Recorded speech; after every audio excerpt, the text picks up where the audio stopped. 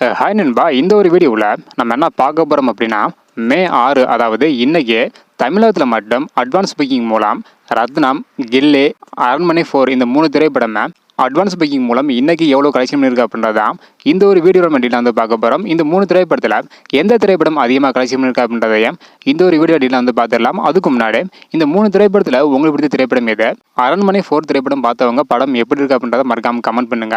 இன்னும் நம்ம சேனலை சப்ஸ்கிரைப் பண்ண இருந்தீங்கன்னா மறக்காமல் பண்ணிக்கோங்க. ஓகே அன்பா, வாங்க நினைக்கான வீடியோக்குள்ள போகலாம்.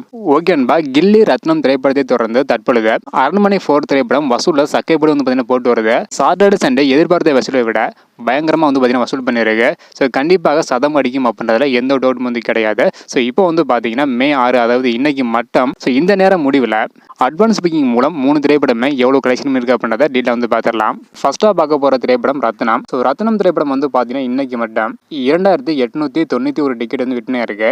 இதன் மூலம் 3,27,000 வரை வந்து கலெக்ஷன் பண்ணியிருக்கு. இதனைத் தொடர்ந்து இரண்டாவதாக அரண்மனை 4 திரைப்படம் 23,298 டிக்கெட் வந்து விற்பனை இருக்கு.